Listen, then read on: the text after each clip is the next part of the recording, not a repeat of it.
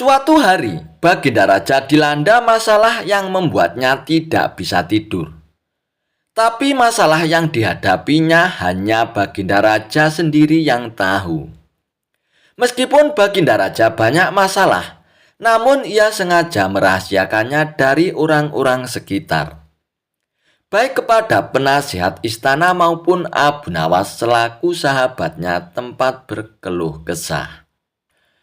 Padahal, sejatinya Baginda Raja ingin rasanya melupakan masalah yang menimpanya.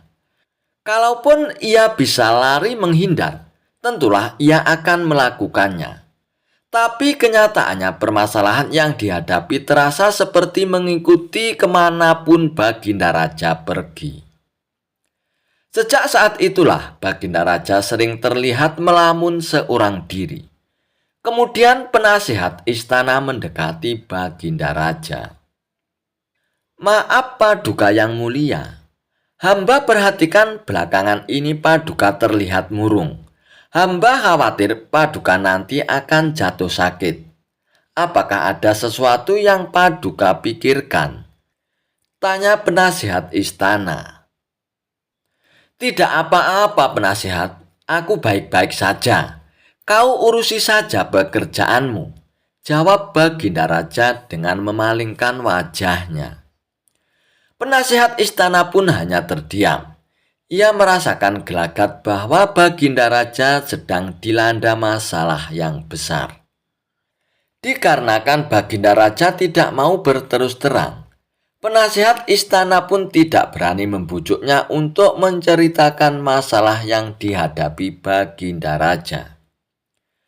Makin hari sikap Baginda Raja makin tertutup. Bahkan kini enggan menerima tamu. Hal ini membuat para pejabat istana pun menjadi sangat khawatir.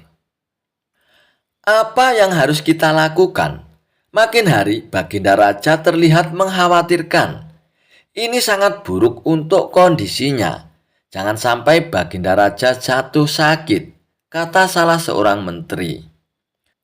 "Aku juga cemas melihat sikap Baginda Raja belakangan ini. Aku sudah coba membujuknya supaya mau menceritakan masalah yang dialaminya. Tapi Baginda Raja malah memalingkan wajahnya. Baginda Raja memilih menutup diri," ucap penasihat istana. "Oh iya, saya punya saran. Bagaimana kalau masalah ini kita sampaikan kepada Abu Nawas? Biasanya dia tahu solusinya," ujar salah satu menteri. "Iya, saya setuju dengan saran tersebut," balas yang lainnya. Maka beberapa menteri istana pun segera mendatangi rumah Abu Nawas. Melihat yang datang adalah para menteri, Abu Nawas pun sempat terkejut. Karena biasanya yang diutus Baginda Raja adalah para prajurit istana. "Wahai para menteri, kenapa kalian yang datang sendiri ke sini?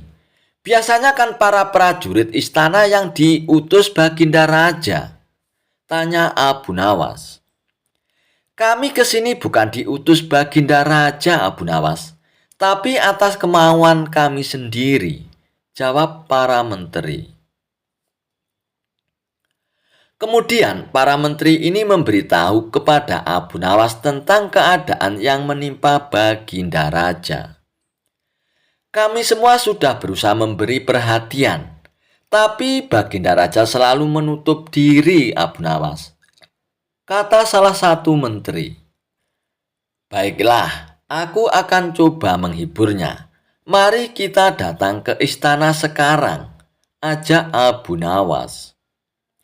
Singkat cerita, Abu Nawas pun menghadap Baginda Raja. Lalu ia pun bercerita tentang kisah-kisah jenaka di hadapan Baginda Raja. Ia berharap Baginda Raja bisa terhibur dan tertawa. Tapi ternyata tidak ada reaksi apapun. Baginda Raja hanya terdiam, malah meninggalkan Abu Nawas. Lalu ia pun masuk ke kamarnya. Selepas Baginda Raja pergi, para menteri pun segera menghampiri Abu Nawas. Bagaimana ini Abu Nawas? Kamu lihat sendiri kan, ucap para menteri. Sepertinya Baginda Raja sedang mengalami masalah berat.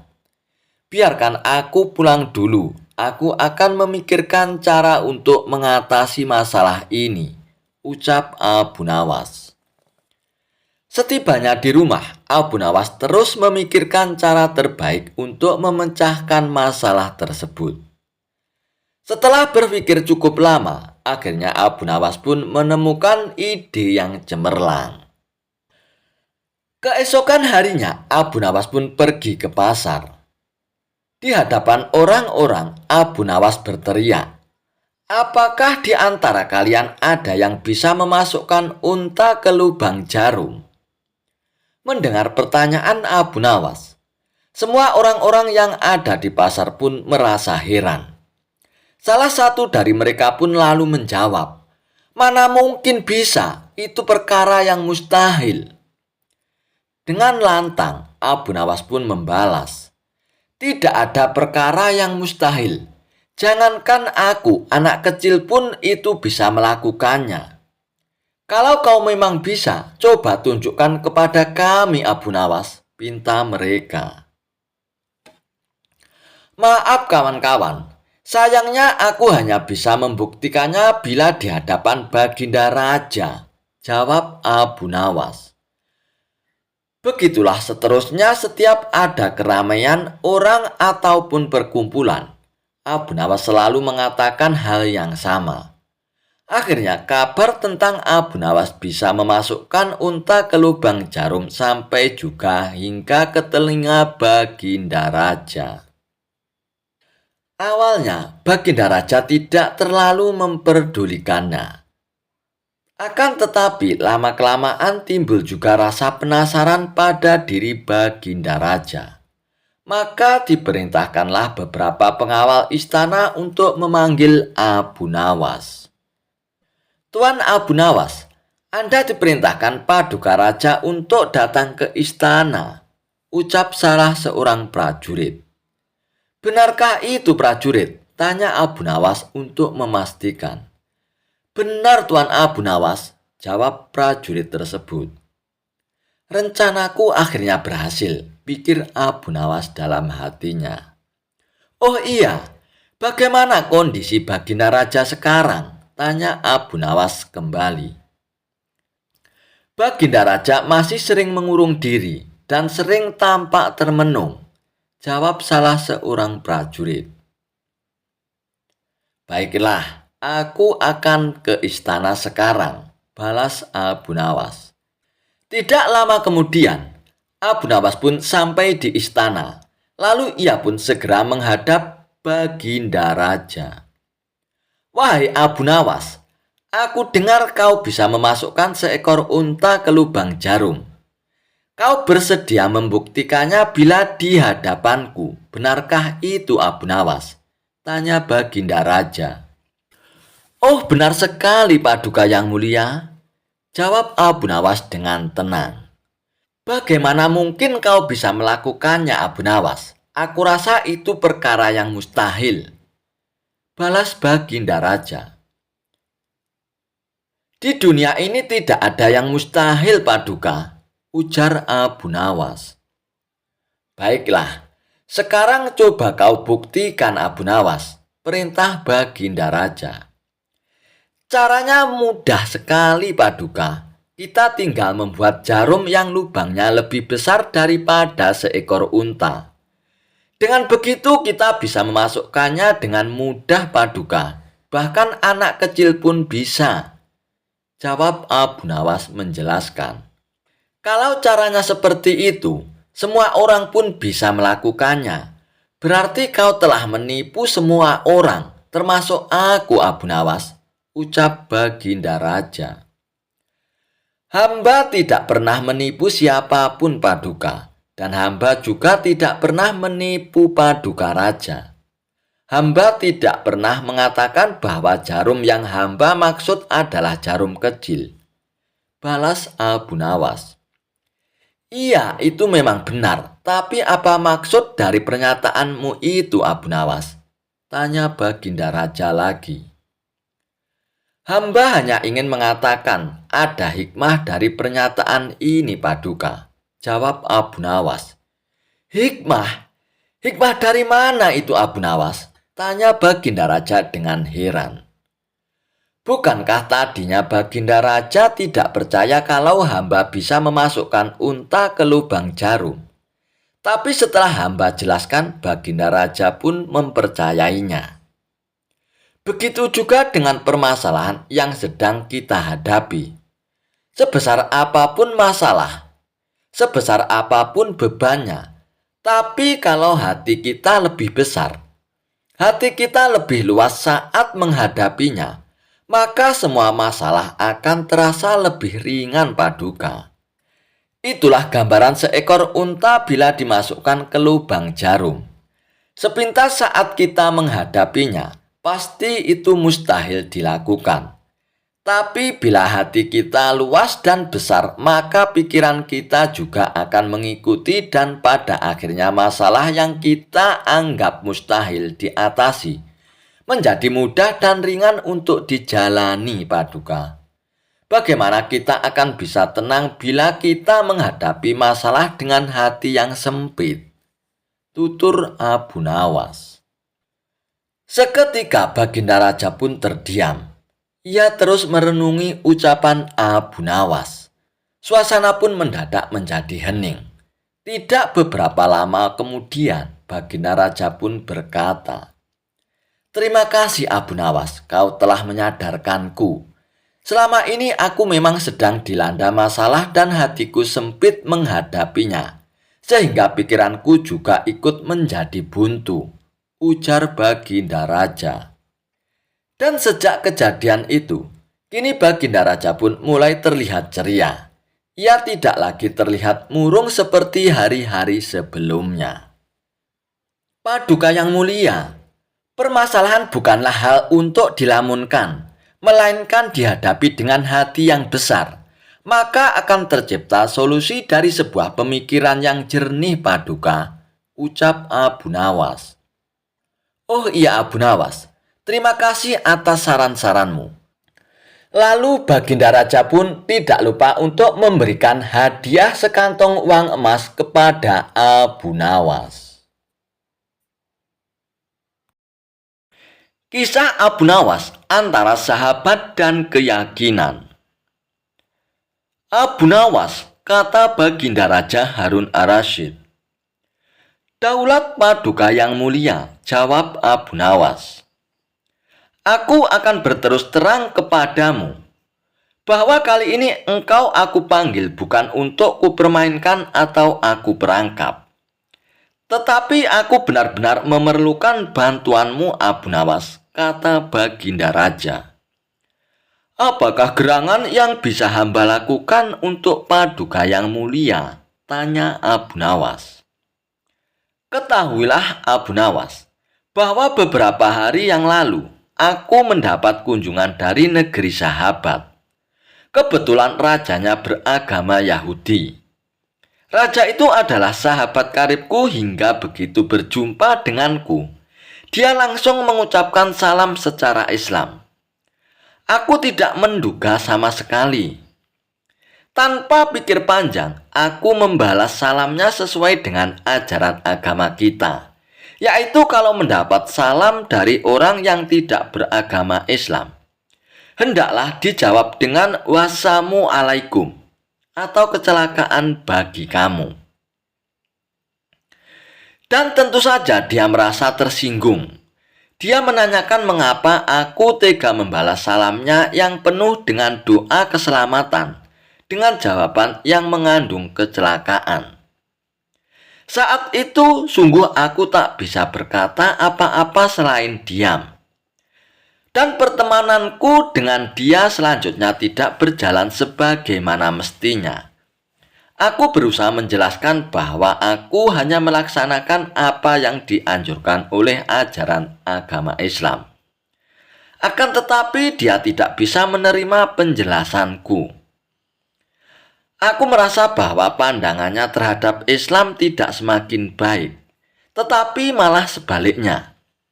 Namun, bila engkau mempunyai alasan lain yang bisa aku terima, kita akan tetap bersahabat. Begitu kata sahabat karibku itu.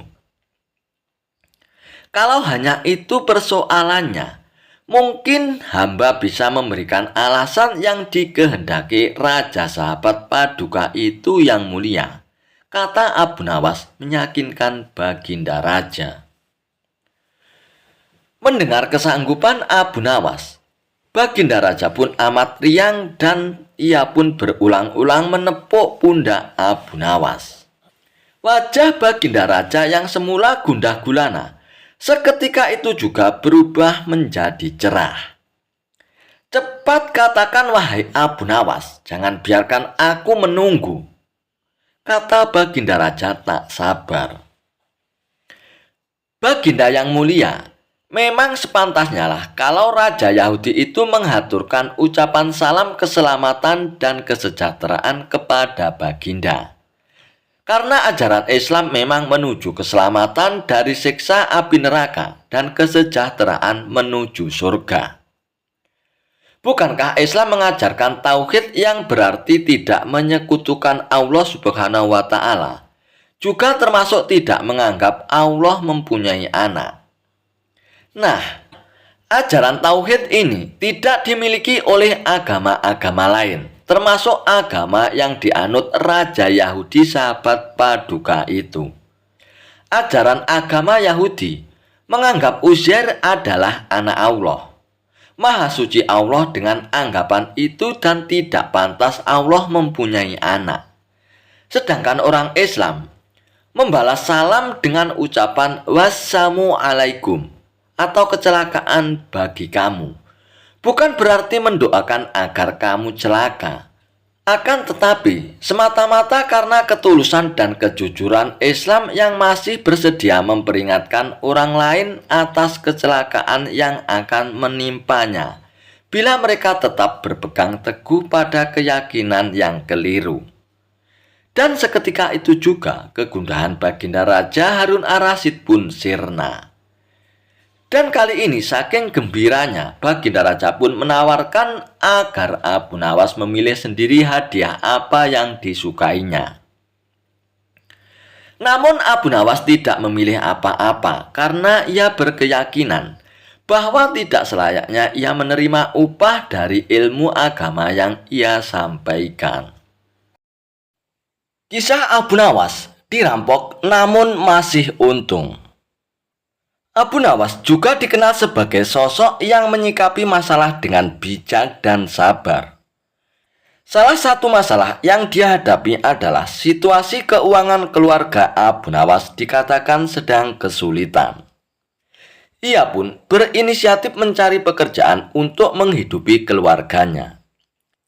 Jadi, Abu Nawas pun pergi ke pasar untuk mencari pekerjaan. Dia pun mengunjungi beberapa toko di pasar dan ingin mencari pekerjaan. Tetapi tidak satu pun dari mereka yang tertarik untuk menggunakan jasa atau tenaga Abu Nawas. Maaf Abu Nawas, toko kami sedang sepi, jadi kami tidak mampu untuk membayarmu, ucap salah seorang pemilik toko. Hingga waktu menjelang siang, Abu Nawas pun masih belum juga mendapatkan pekerjaan. Dengan perasaan kecewa, Abu Nawas pun memutuskan untuk kembali ke rumah. Ketika tengah menyusuri jalanan yang sepi, tiba-tiba kakinya terantuk sesuatu. Karena penasaran, Abu Nawas pun membungkuk dan mengambilnya. Oh, ternyata cuma koin penyok yang sudah karatan, gerutu Abu Nawas dengan kecewa. Namun meskipun begitu, ia pun mengambil koin tersebut dan memasukkan ke dalam sakunya. Kemudian ia pun melanjutkan langkahnya untuk pulang ke rumah. Saat ia melewati toko barang antik, ia ditegur oleh si pemilik toko yang kebetulan adalah sahabatnya sendiri. Hei Abu Nawas, dari mana kau? Mampirlah kemari, pinta sahabatnya. Abu Nawas pun lalu mampir ke toko sahabatnya itu. Ia pun kemudian dipersilakan duduk dan diajaknya minum secangkir teh hangat. Dari pagi aku mencari pekerjaan. Tapi belum juga aku dapatkan, ucap Abu Nawas membuka obrolan. Kondisi pasar memang sedang lesu, Abu Nawas. Kamu sendiri lihat kan, toko saya terlihat sepi begini, balas sahabatnya. Oh iya, aku tadi menemukan koin, tapi kondisinya sudah penyok dan karatan. Kalau kamu berminat, ambil saja, ucap Abu Nawas sambil memberikan koinnya yang penyok dan karatan tersebut. Lalu sahabatnya itu menerima koin penyok tersebut. Ia pun serius mengamati koin pemberian Abu Nawas. Ini kan koin barang antik, Abu Nawas. Banyak yang mencarinya. Kemarin saja ada saudagar yang datang kemari untuk membeli koin seperti ini, Abu Nawas. Begini saja, Abu Nawas, kamu sedang butuh uang kan? Sebagai imbalannya, aku kasih kamu uang 300 dinar. Jelas sahabatnya kepada Abu Nawas. Kamu serius ya? Tanya Abu Nawas dengan kaget. Ya iyalah Abu Nawas, aku serius, balas sahabatnya sambil memberikan uang 300 dinar. Setelah menerima uang tersebut, akhirnya Abu Nawas pun berpamitan dan pulang. Ia pun berencana untuk membeli makanan untuk keluarganya. Namun di tengah jalan, Abu Nawas berpapasan dengan seseorang yang sedang membawa kambing. Terlintaslah di benak Abu Nawas ingin membeli kambing tersebut untuk dijadikan hidangan. Tapi sayangnya uang yang aku punya hanya 300 dinar, ucap Abu Nawas dalam hatinya. Hei Abu Nawas, kamu berminat membeli kambing ini ya? Tanya orang tersebut. Iya, tapi uangku cuma 300 dinar, jawab Abu Nawas. Tidak apa-apa Abu Nawas, aku memang hendak menjualnya 300 dinar, balas orang tersebut. Lalu orang itu pun menyerahkan kambingnya kepada Abu Nawas. Dan akhirnya Abu Nawas pun berjalan pulang dengan membawa seekor kambing. Namun lagi-lagi ketika ia melewati rumah saudagar kaya, Abu Nawas pun dipanggilnya. Hei Abu Nawas, sini aku mau beli kambingmu. Malam nanti aku mau mengadakan pesta keluarga, ucap saudagar kaya itu. Boleh, tapi harganya 1000 dinar loh, jawab Abu Nawas asal-asalan. Tanpa diduga, saudagar kaya tersebut menyetujuinya. Tidak apa-apa Abu Nawas, yang penting aku bisa membeli kambingmu, ucap saudagar kaya tersebut. Maka Abu Nawas pun menjual kambingnya, sebab ia mendapatkan untung 700 dinar. Lalu pulanglah Abu Nawas dengan membawa uang 1000 dinar. Sialnya, saat ia hendak masuk rumah, Abu Nawas dihadang sekawanan perampok. Salah satu dari mereka mengacungkan pisau belati ke arah Abu Nawas. Hei Abu Nawas, berikan uangmu atau aku akan membunuhmu, ancam si perampok tersebut. Dengan tubuh gemetaran, Abu Nawas pun memberikan uang 1000 dinarnya kepada perampok. Sementara itu, istri Abu Nawas yang melihat kejadian itu dari balik jendela langsung keluar dan berteriak. Hei, apa yang kalian lakukan ini? Mendengar teriakan tersebut, para perampok itu pun langsung kabur tunggang langgang. Hei, apa yang terjadi? Engkau baik-baik saja kan? Apa yang diambil oleh perampok tadi? Tanya sang istri kepada Abu Nawas. Tak ingin membuat istrinya marah, Abu Nawas pun mengangkat bahunya dan berkata, Oh, bukan apa-apa, hanya sebuah koin penyok kok yang aku temukan tadi pagi di jalan, ucap Abu Nawas. Lalu Abu Nawas pun berjalan memasuki rumahnya. Di dalam rumah, Abu Nawas pun duduk melamun meratapi kejadian yang menimpanya.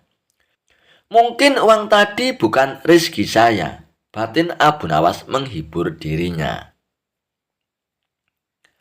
Tak beberapa lama kemudian, tiba-tiba pintu rumahnya diketuk seseorang. Abu Nawas pun lalu beranjak dari tempat duduknya dan membukakan pintu.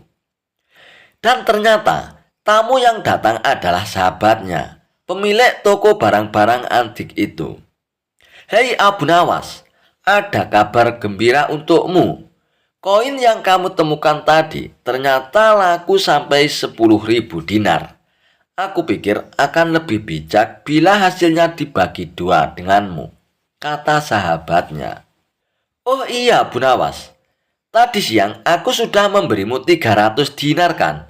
Dan ini sisanya 4.700 dinar. Silakan diterima, ucap sahabatnya sambil memberikan uangnya kepada Abu Nawas. Kalau memang rezekinya, walaupun Abu Nawas dirampok, namun ia pun masih tetap untung. Alhamdulillah, terima kasih kawan, balas Abu Nawas sambil menerima uang 4.700 dinar tersebut. Abu Nawas dianggap menjadi nabi palsu. Dikisahkan, Baginda Raja telah mengangkat penasihat istana yang baru. Namun dengan keberadaan penasihat ini membuat Abu Nawas sulit sekali untuk menemui Baginda Raja.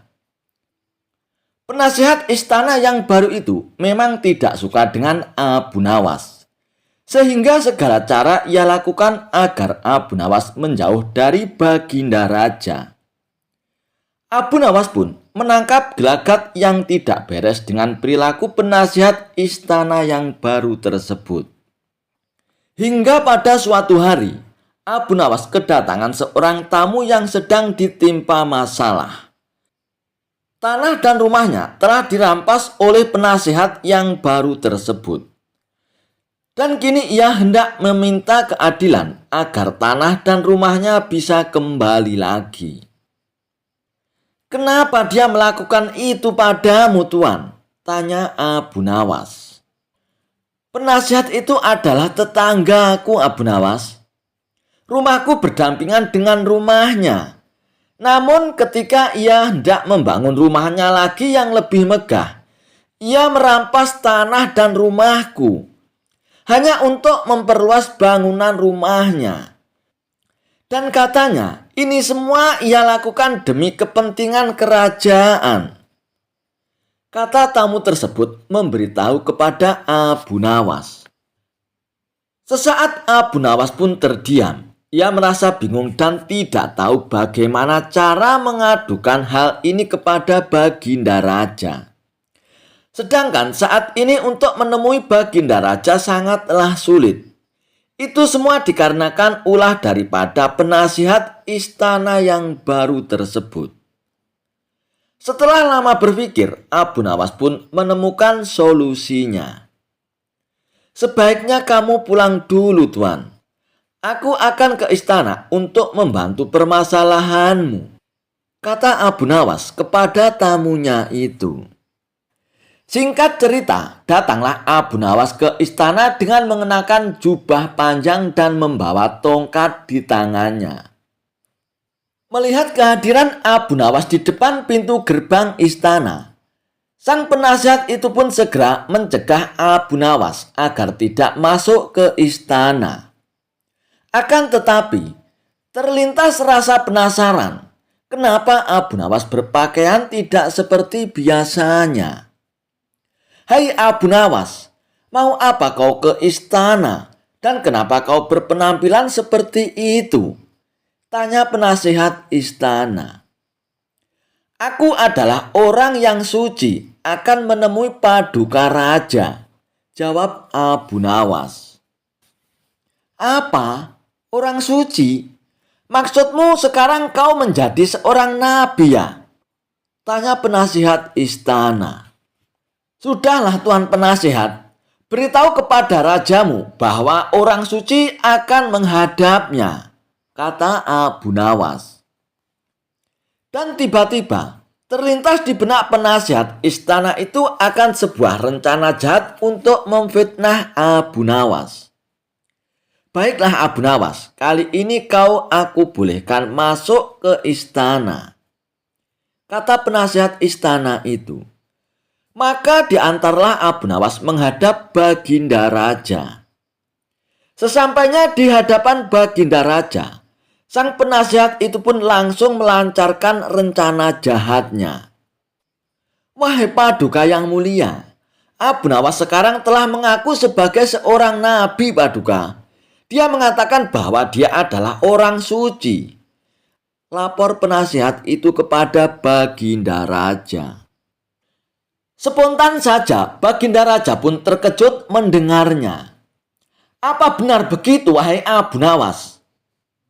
Kau jangan macam-macam, Abu Nawas. Aku bisa saja menghukummu dengan hukuman mati, Abu Nawas, karena kau berani mengaku-ngaku sebagai seorang nabi, bentak Baginda Raja.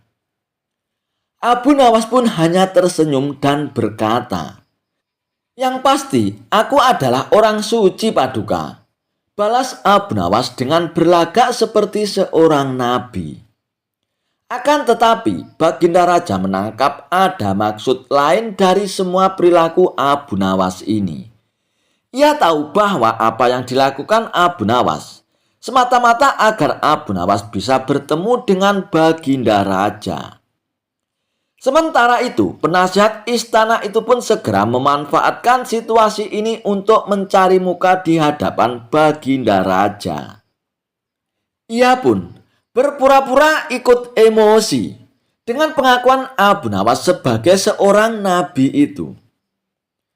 Niatnya ia ingin memamerkan kepada Baginda Raja bahwa ia bisa dengan mudah menjebak Abu Nawas. Jadi benarkah kau ini seorang nabi, Abu Nawas? Kalau kau Nabi Ibrahim pasti punya mukjizat. Ketika dimasukkan ke dalam api, maka api akan menjadi dingin. Untuk membuktikannya, kami ingin membakarmu. Jika api tidak menyentuh kulitmu sedikit pun, maka kami akan beriman kepadamu, kata penasihat istana. Ah, itu terlalu mudah. Dan lagian, orang yang membakar Nabi Ibrahim adalah orang yang tidak mempercayai Allah. Apakah kamu termasuk orang seperti itu?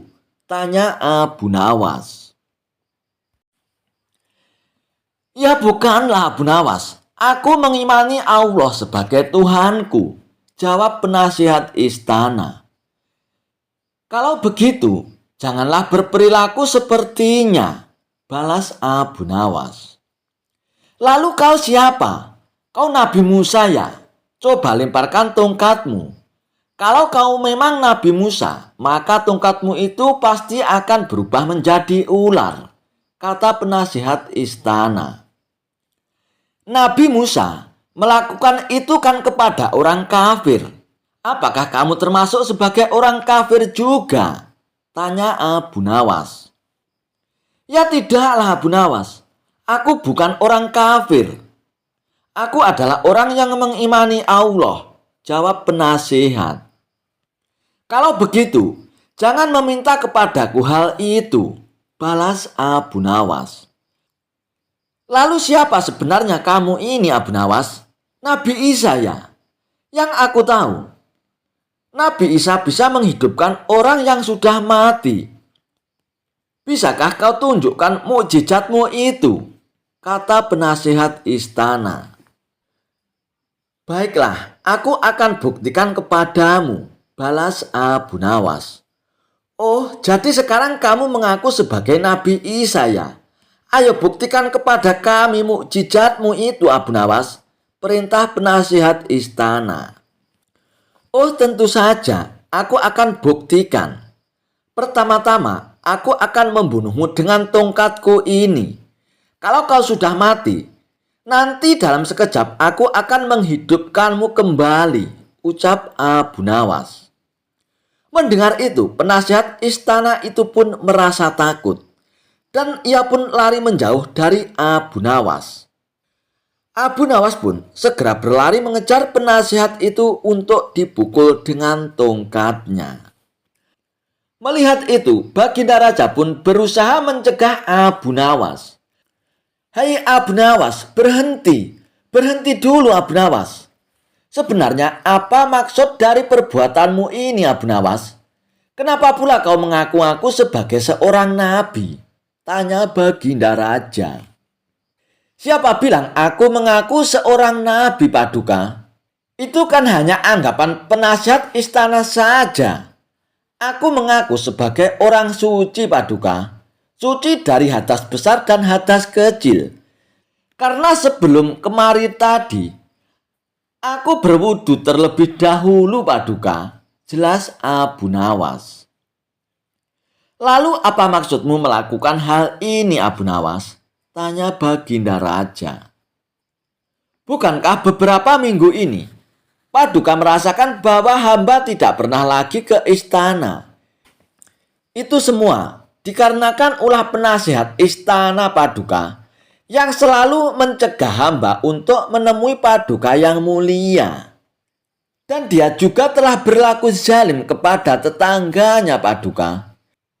Dia telah merampas rumah dan tanah tetangganya demi untuk membangun rumahnya agar lebih luas dan megah, tutur Abu Nawas. Begitu mendengar laporan tersebut, Baginda Raja pun langsung mengecek kebenarannya. Dan ternyata semua yang dikatakan oleh Abu Nawas benar adanya. Tanpa pikir panjang, Baginda Raja pun akhirnya memecat penasihat istana yang baru itu. Dan akhirnya, penasihat istana yang baru itu pun dijebloskan ke dalam penjara. Kisah Abu Nawas mengerjai seorang tabib palsu. Suatu ketika di kota tempat tinggal Abu Nawas dihebohkan adanya tabib baru yang mengaku sakti. Dia pun sesumbar bisa mengobati penyakit apa saja. Walhasil rumahnya didatangi ratusan pasien. Padahal tabib tersebut hanyalah seorang penipu. Ia menggunakan keahlian sulapnya untuk menipu warga. Hal inilah yang membuat warga makin percaya pada kesaktian palsu sang tabib tersebut.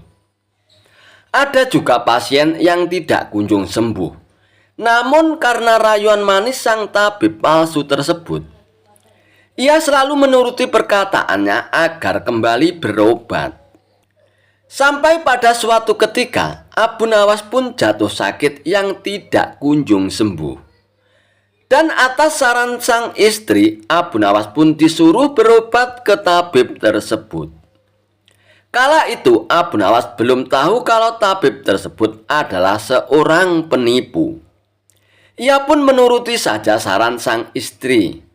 Namun sudah 3 kali berobat, sakit Abu Nawas pun tidak kunjung sembuh. Padahal sekali berobat bayarannya adalah 100 dinar. Dan Abu Nawas sudah menghabiskan uang 300 dinar tanpa ada sedikit pun tanda-tanda kesembuhan pada dirinya. Akibatnya Abu Nawas pun mulai curiga, jangan-jangan tabib itu seorang penipu. Seiring berjalannya waktu, Abu Nawas pun sudah sehat seperti sedia kala. Lalu terbesit dalam benak Abu Nawas untuk mengerjai tabib palsu tersebut. Aku harus mendapatkan 300 dinarku dulu. Tapi bagaimana caranya ya? Tanya Abu Nawas dalam hatinya. Setelah lama berpikir, akhirnya Abu Nawas pun menemukan ide cemerlang. Keesokan harinya, Abu Nawas pun membuka praktek pengobatan. Dan di depan rumahnya dipasang papan bertuliskan sembuh bayar 100 dinar. Kalau tidak sembuh, uang kembali 1000 dinar.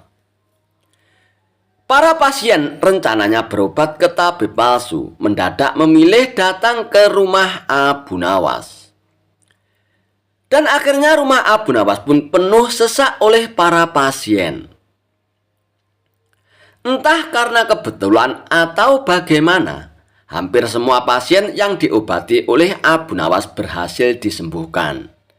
Sementara rumah sang tabib palsu tersebut terlihat sangat sepi. Tidak ada seorang pasien pun yang datang ke sana. Hari ini kenapa sepi sekali ya? Tanya sang tabib dalam hatinya. Tidak selang beberapa lama, datanglah asisten tabib palsu tersebut dan mengabarkan berita tentang klinik Abu Nawas. Tuan, Abu Nawas sekarang buka praktek pengobatan, Tuan, kata asisten melaporkannya. Apa? Abu Nawas buka praktek pengobatan? Tanya sang tabib kepada asistennya. Benar, Tuan.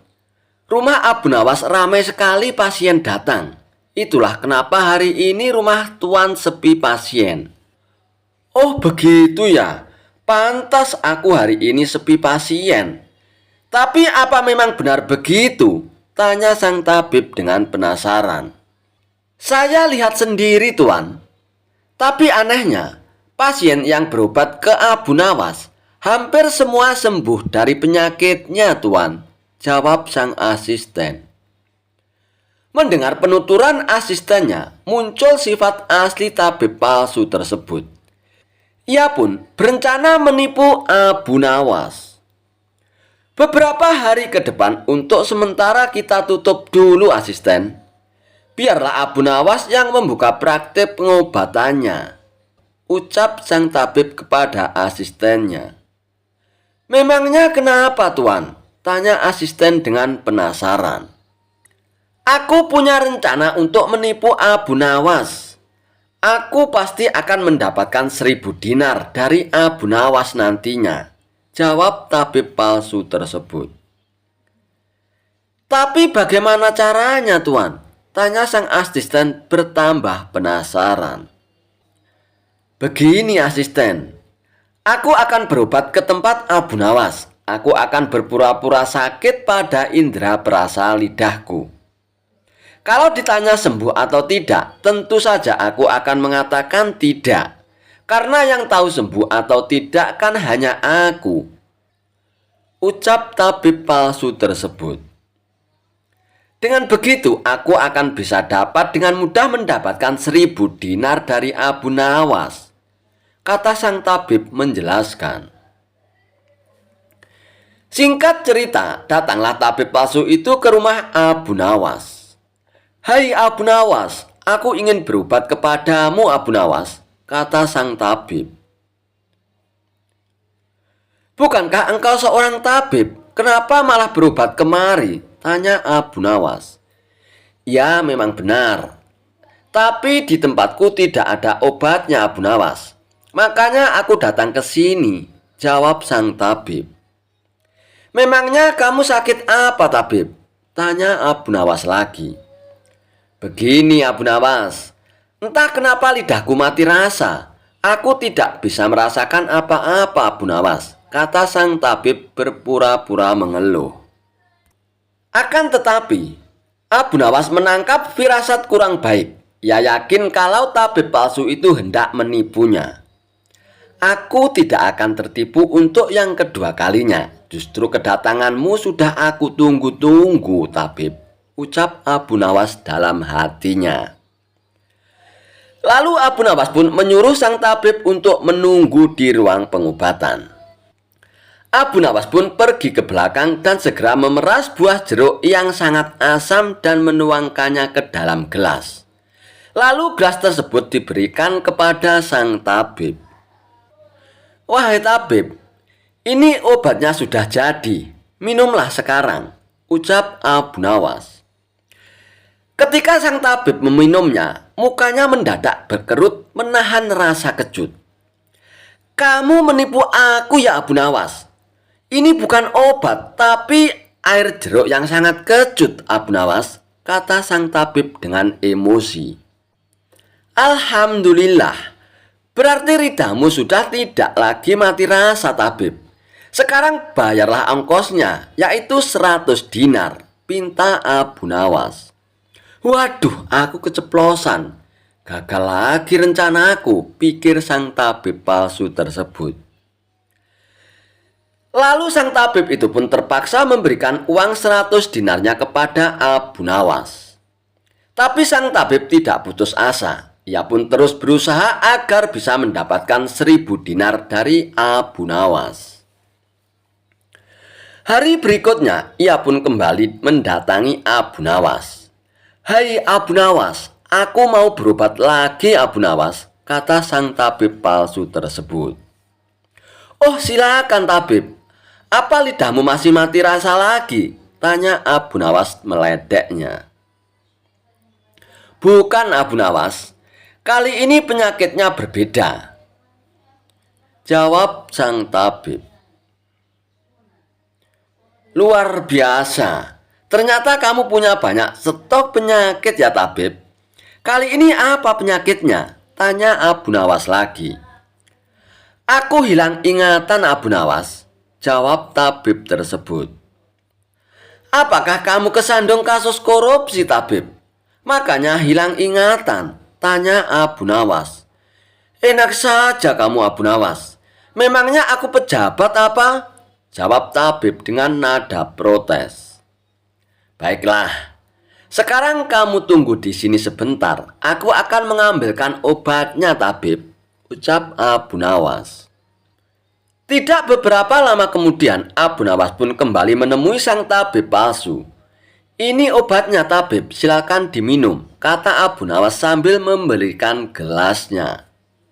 Aku tidak mau minum air ini Abu Nawas, ucap tabib tersebut. Loh, memangnya kenapa tabib? Katanya ingin sembuh, kok tidak mau minum obatnya, ucap Abu Nawas. Lah ini kan perasan air jeruk seperti kemarin Abu Nawas. Aku tidak mau minum, kata sang tabib menolaknya. Alhamdulillah, tanpa meminumnya pun kamu sudah sembuh tabib. Sekarang bayar 100 dinar lagi, pinta Abu Nawas. Sudah sembuh? Sembuh dari mana Abu Nawas? Apanya yang sembuh? Kamu jangan mengada-ada Abu Nawas, protes sang tabib tersebut. Nah, buktinya kamu masih ingat dengan obat yang kemarin aku berikan. Berarti sakit hilang ingatanmu sudah sembuh tabib, jelas Abu Nawas. Untuk kedua kalinya, rencana sang tabib palsu mengalami kegagalan juga. Mau tidak mau, ia pun harus memberikan uang 100 dinar lagi kepada Abu Nawas.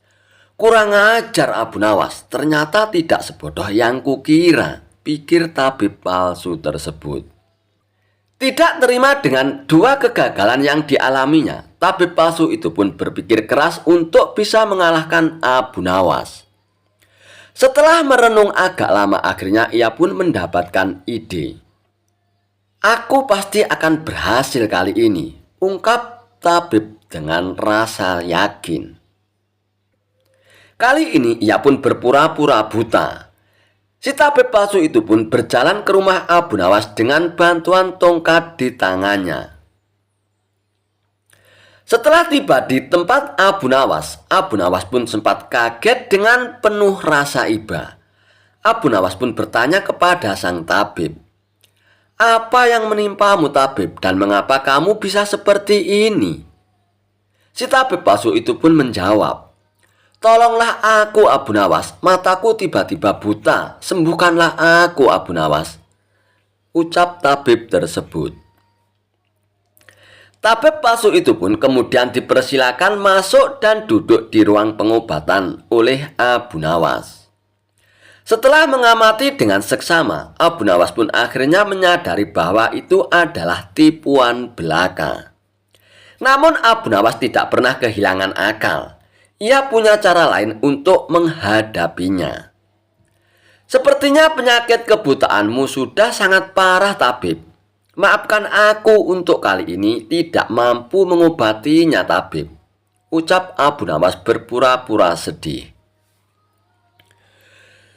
Mendengar jawaban tersebut, sang tabib langsung kegirangan. Akhirnya bisa mengelabui Abu Nawas juga kali ini aku. Terus bagaimana ini Abu Nawas? Padahal aku berharap banyak kepadamu, kata sang tabib berpura-pura. Iya, mau bagaimana lagi tabib? Aku tidak mungkin bisa menyembuhkanmu, jawab Abu Nawas. Oh, kalau begitu aku akan dapat 1000 dinar darimu dong Abu Nawas, tanya tabib palsu dengan penuh harap. Tentu saja kawan, aku tidak mungkin berdusta, balas Abu Nawas. Kemudian Abu Nawas pun masuk ke dalam rumah untuk mengambil uang. "Ini uangnya 1.000 dinar untukmu, tabib," ucap Abu Nawas sambil memberikan uangnya. Tabib palsu itu pun dengan penuh kegirangan menerima uang tersebut. Tapi setelah uangnya dihitung, ia langsung murka. "Hai Abu Nawas, kenapa hanya 10 dinar yang kau berikan?" tegas tabib palsu dengan emosi. "Hai tabib, dari mana kamu tahu kalau jumlahnya hanya 10 dinar?" tanya Abu Nawas balik. "Uangnya memang ada 10, tapi pecahannya 1 dinar saja ini. Bukan 100 dinar, Abu Nawas. Memangnya aku buta apa?" balas tabib tambah emosi. "Alhamdulillah, sekarang kamu sudah sembuh, tabib," kata Abu Nawas sambil mengambil kembali uangnya. "Maksudmu ini apa, Abu Nawas? Kenapa uangnya diambil lagi?" tanya tabib dengan kebingungan. "Loh, kamu kan sudah sembuh. Sekarang sini bayar 100 dinar, pinta Abu Nawas. "Sembuh apanya? Kamu jangan mengada-ada lagi, Abu Nawas," protes tabib tersebut. "Bukankah kamu kesini katanya mengalami kebutaan? Tapi kamu bisa membedakan mana pecahan 1 dinar dan pecahan 100 dinar. Berarti matamu tidak buta lagi dan kamu sekarang bisa melihat, tabib," jelas Abu Nawas. Tabib palsu itu pun tidak bisa berkata apa-apa lagi. Ia pun terpaksa memberikan uang 100 dinar lagi kepada Abu Nawas. Dan ia pun akhirnya pergi dengan perasaan kecewa. "Aku kapok berurusan dengan Abu Nawas," ucap si tabib palsu tersebut sambil ngeloyor pergi. Kisah Abu Nawas melawan 5 pastor yang sombong. Dikisahkan, pada suatu hari di negeri yang jauh, 5 orang pastor terkenal sebagai orang yang sangat sombong. Mereka menganggap bahwa agama mereka yang paling benar, sementara agama lain adalah salah. Ketika mendengar nama Abu Nawas, mereka merasa tertantang dan memutuskan untuk mendatanginya dengan niat untuk mempermalukannya. Singkat cerita, mereka pun mendatangi Abu Nawas. "Hei Abu Nawas, jika kau mampu mengalahkan kami berlima, kami akan mengakui kebenaranmu," kata salah seorang pastor dengan nada congkak. "Baiklah," jawab Abu Nawas dengan tenang sambil tersenyum.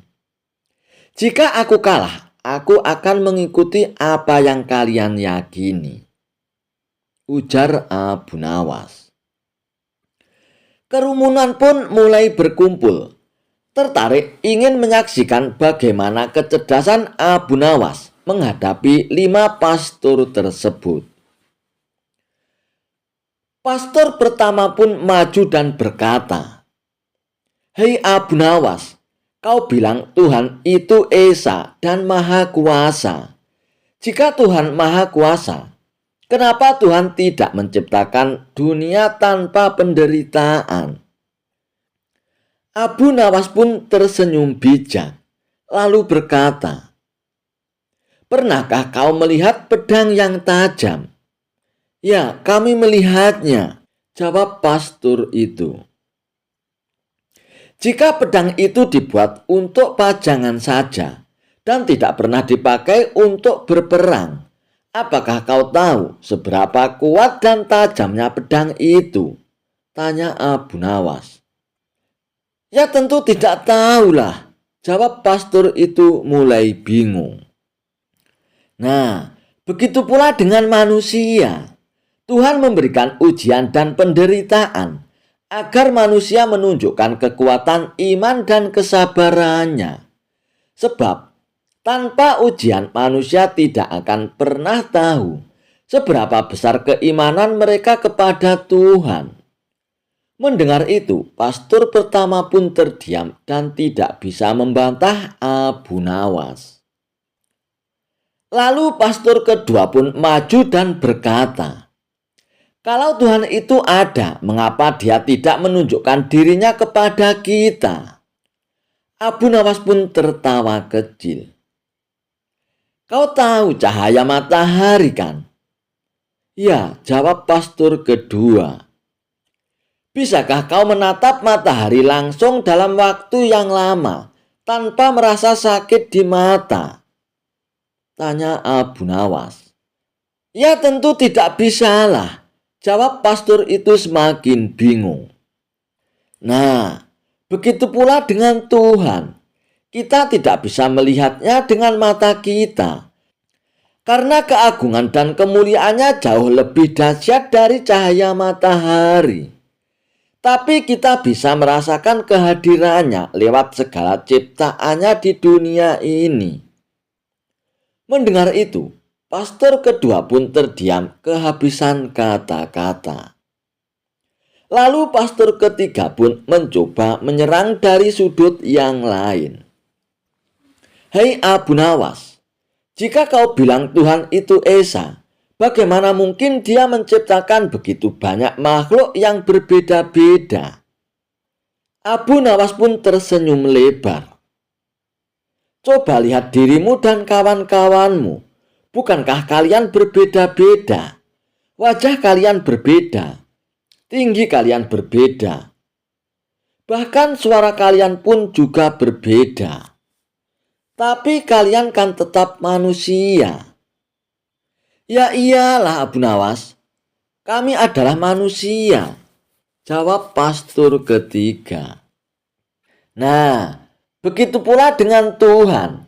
Dia Esa, tapi kekuasaannya meliputi segala ciptaannya yang berbeda-beda. Tuhan menciptakan langit dan bumi, manusia dan hewan, siang dan malam. Karena keesaannya justru terbukti dari kebesaran ciptaannya, terang Abu Nawas. Mendengar itu, pastor ketiga pun hanya bisa mengangguk-anggukkan kepalanya. Giliran pastor keempat, ia pun mulai cemas, tapi tetap mencoba peruntungannya. "Lalu bagaimana kau bisa yakin bahwa surga dan neraka itu benar-benar ada?" Abu Nawas pun mengambil air dingin dan semangkuk sup panas, lalu berkata, "Mana yang lebih menyegarkan di saat kamu sedang kehausan?" "Tentu saja air dinginlah," jawab pastor keempat. "Dan mana yang membuatmu tidak nyaman jika kau memasukkan tangan ke dalamnya?" tanya Abu Nawas. Sambil menunjuk semangkuk sup panas, pastor keempat itu pun menjawab, "Ya tentu sepanaslah Abu Nawas." Nah, itulah bukti sederhana. Jika di dunia ini ada rasa nyaman dan tidak nyaman, maka di akhirat ada surga sebagai tempat yang nyaman dan neraka sebagai tempat yang tidak nyaman. Logikanya sama. Mendengar itu, pastor keempat pun terdiam. Dia tidak bisa berkata-kata lagi.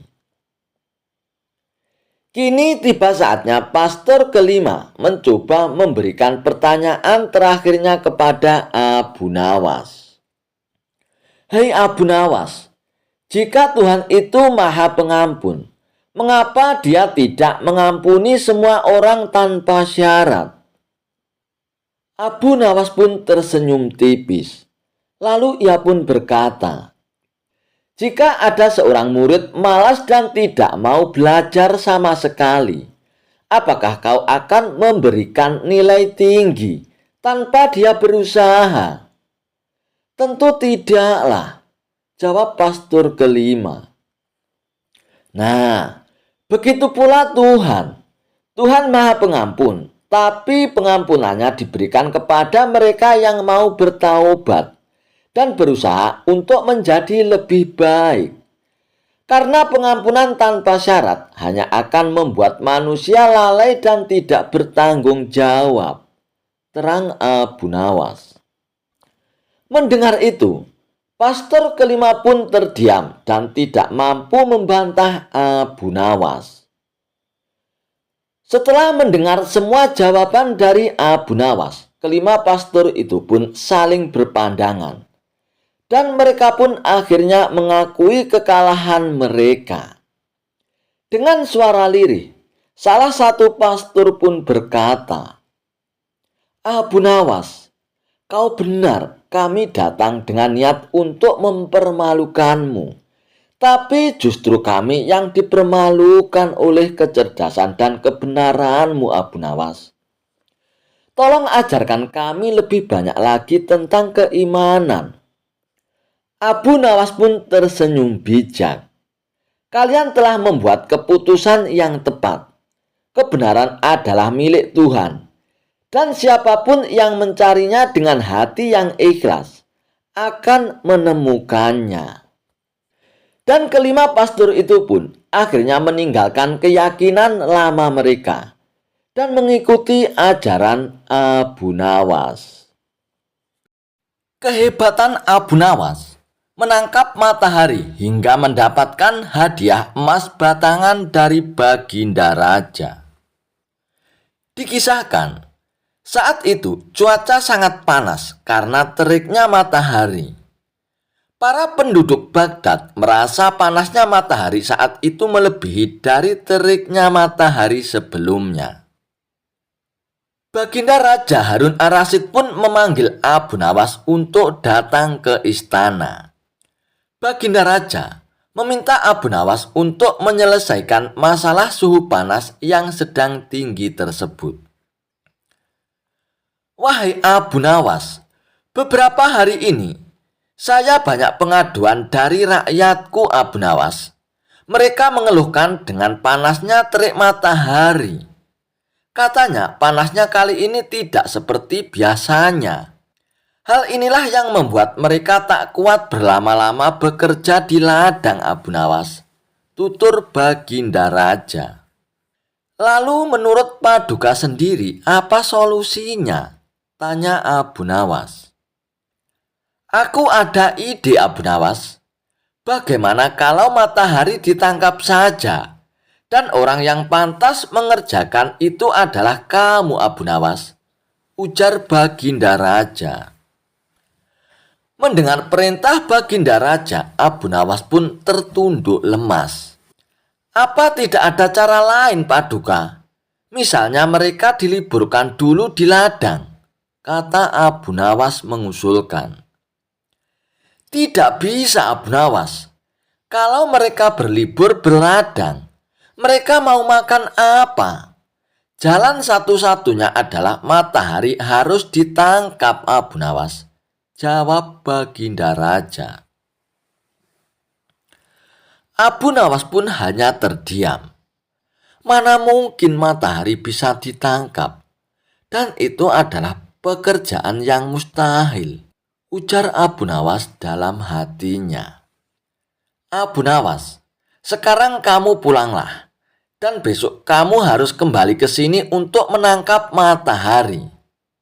Kalau kamu tidak bisa melakukannya, kamu akan menerima hukuman. Dan jika kamu dapat melakukannya, kamu akan mendapatkan hadiah emas batangan dariku, Abu Nawas," ucap Baginda Raja. Lalu Abu Nawas pun pulang ke rumahnya. Setibanya di rumah, Abu Nawas pun terus memikirkan cara agar dirinya dapat lepas dari hukuman Baginda Raja. Ia pun terus berpikir hingga tengah malam. "Lebih baik aku sholat isya dulu. Kalau tidak aku nanti malah ketiduran," pikir Abu Nawas. Abu Nawas pun lalu menuju kolam untuk mengambil air wudhu. Saat ia hendak mengambil air wudhu, bayangan dirinya ada di dalam air tersebut. Dan dari situlah akhirnya Abu Nawas pun mendapatkan ide yang cemerlang untuk menjalankan perintah Baginda Raja. Dan keesokan harinya, dengan wajah ceria, Abu Nawas pun pergi ke istana menghadap Baginda Raja. Abu Nawas, apakah kamu sudah siap untuk menangkap matahari? Tanya Baginda Raja. Saya sudah siap, Paduka yang mulia. Tapi saya minta disediakan peralatan untuk menangkapnya, jawab Abu Nawas. Apa yang kau butuhkan, Abu Nawas? Katakan saja, nanti prajurit akan menyiapkannya, jawab Baginda Raja. Saya minta ember yang berisi air dan juga kantong besar yang tidak bocor, Paduka, pinta Abu Nawas. Setelah peralatan dipersiapkan, Abu Nawas pun mengajak salah satu menteri ke tengah lapangan. Wahai menteri, kamu lihatkan matahari itu, kata Abu Nawas sambil menunjuk bayangan matahari yang berada di dalam ember yang berisi air tersebut. Sekarang aku akan memasukkan ke dalam kantong ini, ucap Abu Nawas sambil memasukkan air yang berada di dalam ember tersebut. Kemudian menteri itu pun menghadap Baginda Raja untuk melaporkan kebenaran pekerjaan yang sudah dilakukan oleh Abu Nawas. Sang raja pun tentu belum percaya sebab panas matahari masih terasa menyengat. Baiklah menteri, sekarang perintahkan pada Abu Nawas untuk membungkus matahari itu dan membawakan kepadaku, kata Baginda Raja kepada menterinya. Abu Nawas pun lalu menghampiri Baginda Raja Harun ar-Rasyid dengan membawa kantong berisi air tersebut. Paduka yang mulia, mataharinya sudah aku tangkap dan sudah aku bungkus dalam kantong ini, tutur Abu Nawas. Coba kamu lihat keluar, Abu Nawas. Mataharinya masih ada dan aku juga masih merasakan panasnya, ucap Baginda Raja.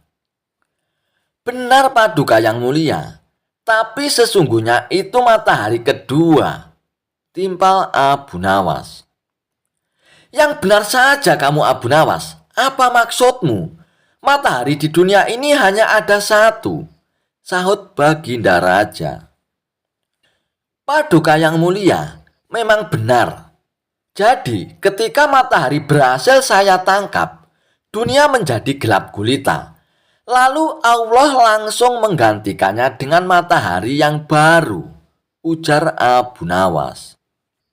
Baginda Raja pun kemudian memastikan isi kantong besar tersebut berisi matahari atau bukan. Ia pun membuka kantong tersebut dan ternyata isinya hanya air. Abu Nawas, mana mataharinya? Kamu jangan mengada-ada dan mengerjai saya, Abu Nawas, ucap Baginda Raja. Wahai Paduka yang mulia, membukanya jangan di dalam ruangan, karena matahari paling tidak suka dengan ruangan tertutup. Pasti dia tidak akan menampakkan dirinya, Paduka, jawab Abu Nawas untuk beralasan. Maksudmu bagaimana, Abu Nawas? Tanya Baginda Raja. Matahari hanya mau menampakkan dirinya kalau dia melihat ada saudaranya di atas, Paduka, ujar Abu Nawas. Lalu Abu Nawas pun mengajak Baginda Raja ke tengah lapangan dengan membawa kantong yang berisi air tersebut. Nah, saya buka kantongnya, Baginda. Tuh kan, ada mataharinya, tutur Abu Nawas sambil menunjukkannya kepada Baginda Raja. Melihat hal itu, Baginda Raja pun hanya bisa geleng-geleng kepala dan mengakui kecerdikan Abu Nawas. Dan akhirnya, ia pun memberikan hadiah emas batangan kepada Abu Nawas. Kisah Abu Nawas melawan pemuda sombong yang menghujat Allah. Dikisahkan, pada suatu hari ada seorang pemuda yang berbadan besar dan bertubuh kekar dan sangat sombong. Bahkan saking sombongnya, ia pun menghujat Allah. Ia pun berteriak-teriak di tengah-tengah pasar kota Baghdad.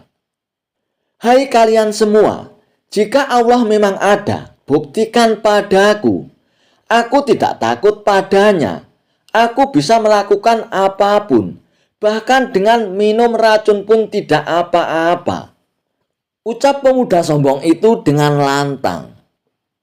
Orang-orang yang mendengar itu pun merasa geram, namun tidak bisa berbuat apa-apa. Hingga akhirnya kabar tentang kesombongan pemuda itu pun sampai kepada Baginda Raja Harun ar-Rasyid. Dan akhirnya Baginda Raja pun memanggil Abu Nawas untuk datang ke istana.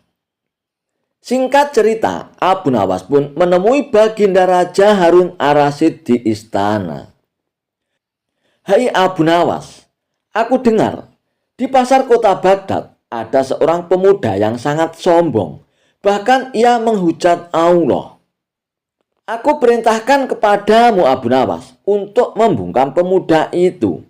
Jika kau mampu mengalahkannya, aku akan memberimu hadiah sekantong uang emas Abu Nawas. Namun jika tidak mampu, kau akan aku hukum. Titah Baginda Raja. Oh siap Paduka yang mulia, itu mah urusan gampang, ucap Abu Nawas dengan ketus.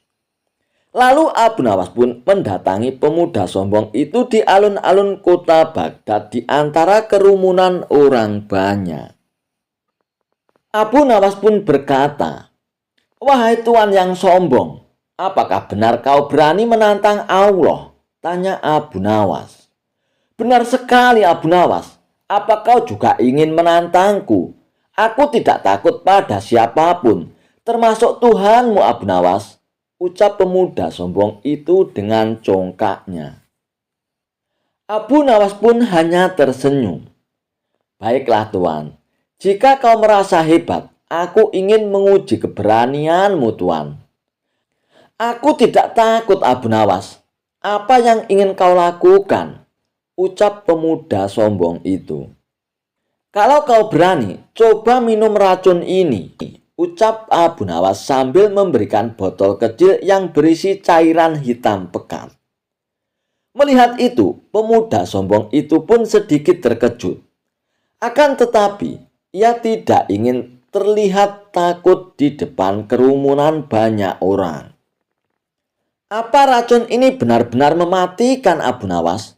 tanya pemuda sombong itu dengan agak ragu. "Tentu saja tuan. Hanya orang-orang yang percaya pada Allah yang bisa selamat setelah meminumnya," jawab Abu Nawas dengan nada meyakinkan. "Kalau begitu, kau dulu yang meminumnya. Baru aku percaya," tantang pria sombong tersebut. Abu Nawas pun menganggukkan kepalanya. Dan dengan tenang, ia pun meminum seteguk cairan hitam itu. Ia pun pura-pura menikmatinya, bahkan berkecap. Rasanya enak seperti madu tuan." Orang-orang yang melihat itu pun tercengang. Wah, Abu Nawas hebat, ia selamat. Pria sombong itu pun tidak mau kalah dari Abu Nawas. Ia pun segera mengambil botol itu dan menenggaknya. Namun begitu cairan itu masuk ke tenggorokannya, ia pun mulai muntah-muntah dan merasa pusing. "Ih, apa ini Abu Nawas? Kenapa tubuhku panas sekali?" teriaknya dengan panik. Abu Nawas pun tertawa kecil. "Hahaha. Tuan, itu bukan racun. Itu hanya campuran cuka dan rempah-rempah. Tapi rasa mual itu berasal dari ketakutan kamu sendiri, tuan. Kau tahu mengapa aku tidak apa-apa? Karena aku percaya pada Allah yang menciptakan segala sesuatu dengan sempurna." Pria itu pun terdiam, wajahnya memerah dan menahan malu. "Aku salah Abu Nawas. Seharusnya aku tidak menghujat Allah. Ampuni aku Abu Nawas," ucapnya sambil bertekuk lutut di hadapan Abu Nawas. Abu Nawas pun tersenyum penuh kemenangan.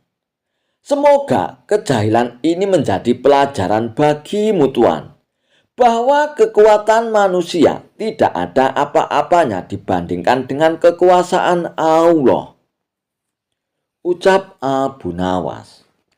Dan Baginda Raja Harun Ar-Rasyid pun merasa puas menyaksikan kejadian tersebut dari kejauhan. Ia pun memberikan hadiah sekantong uang emas kepada Abu Nawas. Sementara pria sombong itu pun pergi dari alun-alun dengan kepala tertunduk dan menjadi bahan tertawaan banyak orang. Kisah Abu Nawas dihukum masuk ke kandang singa. Karena usil, Abu Nawas sampai membahayakan nyawa Baginda Raja. Dan karenanya Baginda Raja menjadi sangat murka dengan ulah Abu Nawas itu. Sebenarnya perbuatan Abu Nawas semata-mata hanya ingin membalas atas perlakuan Baginda Raja kepadanya. Pasalnya, bukan sekali dua kali saja, Abu Nawas juga beberapa kali hampir celaka karena perbuatan usil Baginda Raja. Saat ini Baginda Raja diselimuti amarah yang sangat memuncak. Cari Abu Nawas, tangkap dan bawa ke sini. Beberapa pengawal kerajaan pun langsung berangkat menuju rumah Abu Nawas. Sesampainya di sana, mereka langsung menangkap Abu Nawas dengan kasar. "Hai pengawal, apa-apaan ini? Apa salahku?" tanya Abu Nawas dengan ketakutan. "Kami diperintahkan Baginda Raja untuk menangkapmu, Tuan Abu Nawas. Kalau kamu menolak, kami tetap akan membawamu dengan cara paksa," jawab para pengawal. Abu Nawas pun hanya bisa pasrah. Ia kemudian digiring ke istana dan dihadapkan kepada Baginda Raja. "Ampun Paduka yang mulia, kenapa hamba diperlakukan kasar begini?" tanya Abu Nawas. "Hai Abu Nawas, kamu jangan pura-pura tidak tahu ya. Kamu telah membuat aku murka, Abu Nawas. Perbuatan usilmu kemarin hampir saja membuatku mati. Kamu memang keterlaluan dan sangat kurang ajar, Abu Nawas," jawab Baginda Raja dengan penuh emosi. "Maafkan hamba Paduka yang mulia, hamba sedang kilap," ucap Abu Nawas. "Saat ini sudah tidak ada maaf bagimu, Abu Nawas. Kamu harus dihukum mati," bentak Baginda Raja. "Lalu dengan cara apa hamba dihukum mati, Paduka? Dipancung atau digantung?" tanya Abu Nawas. "Bukan Abu Nawas, bukan dengan cara seperti itu. Karena hukuman seperti itu hanya jadi bahan lelucon bagimu saja nantinya," balas Baginda Raja bertambah emosi. Abu Nawas pun menangkap keseriusan pada diri Baginda Raja. "Sepertinya Paduka tidak main-main. Ia terlihat sangat murka padaku," pikir Abu Nawas. Bahkan para menteri dan prajurit menundukkan kepalanya. Tidak ada yang berani menatap Baginda Raja. "Hai pengawal, masukkan Abu Nawas ke kandang singa," teriak Baginda Raja memecah keheningan. Para menteri dan segenap prajurit terkejut mendengar perintah Baginda Raja.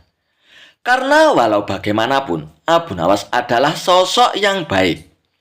Sering berjasa mengungkap kasus-kasus di dalam istana yang sulit terpecahkan. Mereka tidak sampai hati melihat Abu Nawas tewas mengenaskan diterkam singa buas.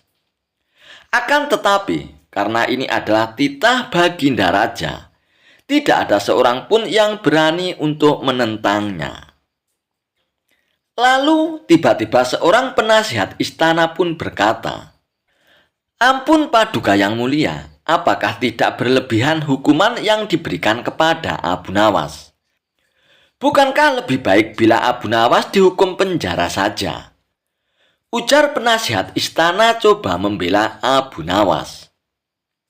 Kalau kau tidak suka dengan keputusanku, kau boleh ikut Abu Nawas masuk ke dalam kandang singa, penasihat, hardik Baginda Raja. Sang penasihat istana pun hanya terdiam.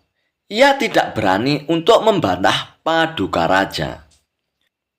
Sementara Abu Nawas pun tertunduk lesu mendengar keputusan tersebut. Tubuhnya langsung lemas dan gemetaran. Namun ketika hendak dimasukkan ke kandang singa, Abu Nawas pun berkata, "Ampun Paduka yang mulia, hamba ikhlas menerima hukuman ini, dan hamba sudah pasrah. Tapi berilah waktu hamba 3 bulan. Hamba ingin agar di akhir kematian disibukkan oleh amal ibadah." Mendengar permintaan Abu Nawas, sejenak Baginda Raja pun terdiam. Tidak beberapa lama kemudian Baginda Raja pun berkata, "Baiklah Abu Nawas, aku kabulkan permintaanmu. Tapi selama itu pula, kamu harus hidup dalam penjara dan kamu dilarang menemui keluargamu." Abu Nawas pun menyetujui syarat tersebut. "Dan kalau diperkenankan, bolehkah saya minta 1 permintaan lagi Paduka?" tutur Abu Nawas. "Apalagi permintaanmu Abu Nawas?" tanya Baginda Raja. "Supaya kehidupan hamba di dalam penjara tidak membosankan, izinkan hamba memberi makan singa yang ada di kandang Paduka," jawab Abu Nawas. "Oh, tidak masalah Abu Nawas. Nanti ruang penjaramu bersebelahan dengan kandang singa," ujar Baginda Raja. Maka dimasukkanlah Abu Nawas ke penjara. Pada bulan pertama, Abu Nawas melalui waktu dengan beribadah. Sedangkan tiap pagi dan sore hari, diisinya dengan memberi makan singa. Pada bulan kedua dan ketiga, Abu Nawas makin tekun beribadah. Ia juga lebih rajin memberi makan singa. Abu Nawas memperlakukan singa itu layaknya sebagai seorang sahabat. 3 bulan pun akhirnya berlalu dan tibalah saatnya bagi Abu Nawas untuk menjalani hukuman atas perintah Baginda Raja. Beberapa pengawal istana pun memasukkan Abu Nawas ke kandang singa. Sementara para menteri yang ikut menyaksikan merasa iba dengan nasib Abu Nawas. Akan tetapi tiba-tiba terjadi peristiwa tidak terduga saat Abu Nawas berada di dalam kandang singa. Singa tersebut tidak menerkam Abu Nawas, tapi justru menjilati kaki dan tangan Abu Nawas. Abu Nawas pun membalasnya dengan mengelus-elus tubuh dan kepala singa tersebut. Singa yang terkenal buas ini mendadak tunduk dan menurut kepada Abu Nawas. Sontak saja pemandangan itu membuat mereka yang hadir menjadi terkejut dan terheran-heran. "Abu Nawas ternyata punya kesaktian," ujar salah satu menteri. Dikarenakan singa itu tidak mau menerkam Abu Nawas, akhirnya Abu Nawas pun dikeluarkan dari kandang singa dan disuruh menghadap Baginda Raja. "Hai Abu Nawas, kenapa singa itu tidak mau menerkammu? Kamu punya kesaktian apa Abu Nawas?" tanya Baginda Raja dengan heran. "Paduka yang mulia, sama sekali hamba tidak punya kesaktian apa-apa," jawab Abu Nawas. "Tapi kenapa singa itu tidak mau memakanmu Abu Nawas?" tanya Baginda Raja lagi. "Begini Paduka yang mulia, selama 3 bulan ini, hamba rutin memberi singa itu makan dan minum. Dan hamba juga memperlakukan dia dengan baik. Oleh sebab itulah, hamba tidak dimangsanya. Sebab dia pikir hamba adalah orang yang berjasa bagi dia.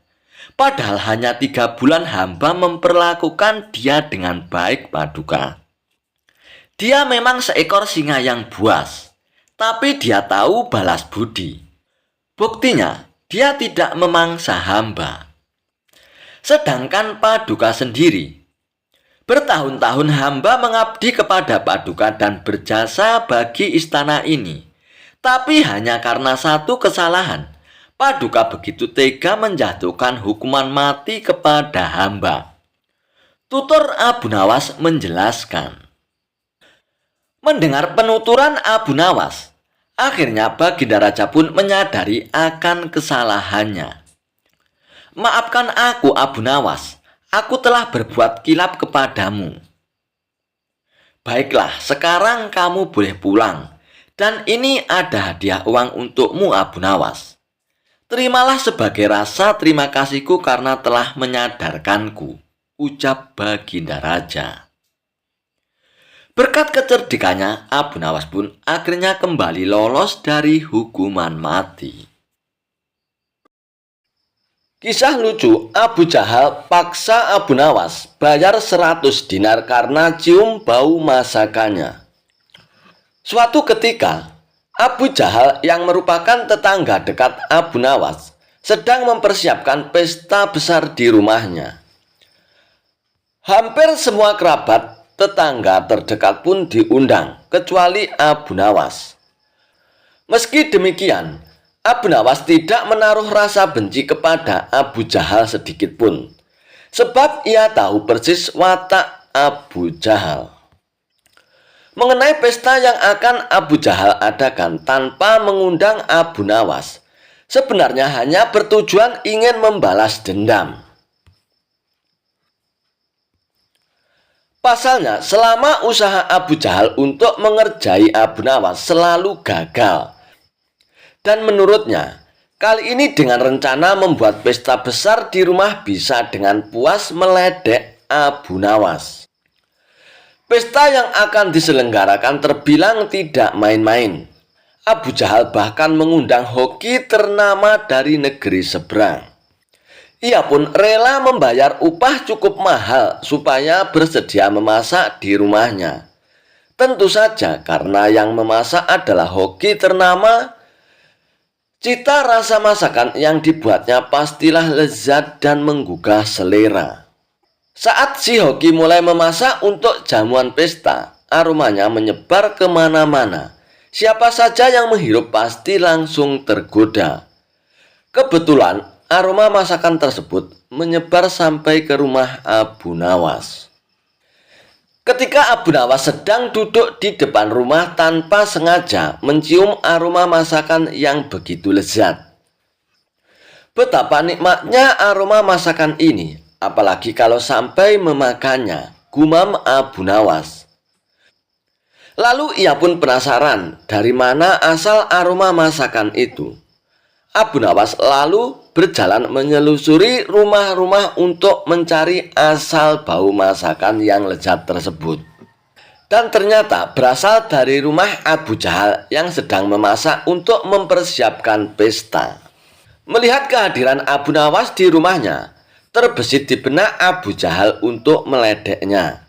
Tapi ternyata itu tidak dilakukannya, sebab Abu Jahal mendapat ide yang lebih konyol. Abu Nawas, ngapain kamu di situ? Teriak Abu Jahal.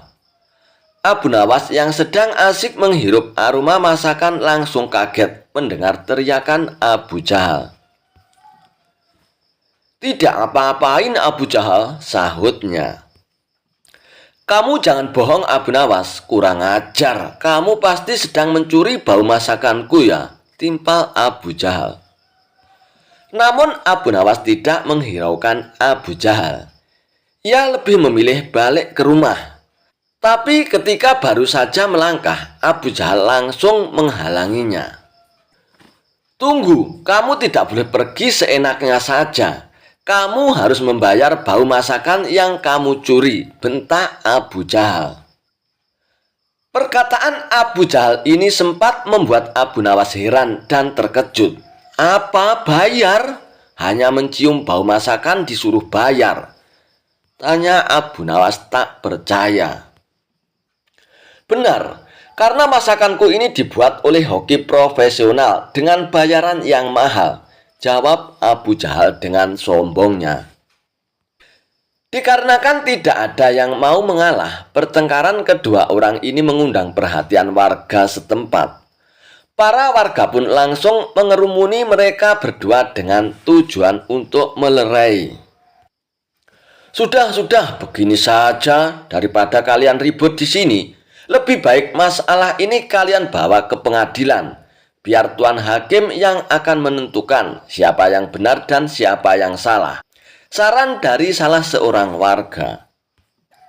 Baik, saya tidak takut. Ayo kita ke rumah Tuan Hakim, tantang Abu Jahal. Maka keduanya pun diantar warga pergi menuju rumah Tuan Hakim. Ada masalah apa ini? Tanya Tuan Hakim. Abu Nawas pun lalu menceritakan secara detail kronologi masalah yang dialaminya. Masa sih hanya mencium bau masakan disuruh bayar? Ini kan aneh Tuan Hakim, kata Abu Nawas kepada Tuan Hakim.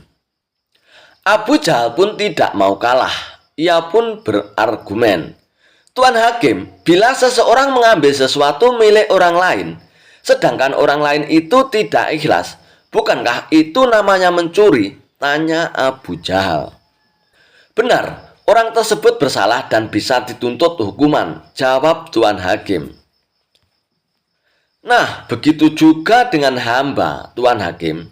Di rumah hamba sedang memasak masakan lezat, dan Abu Nawas ini telah menghirup aroma masakan yang berasal dari rumah hamba. Sedangkan hamba tidak ikhlas, Tuan Hakim.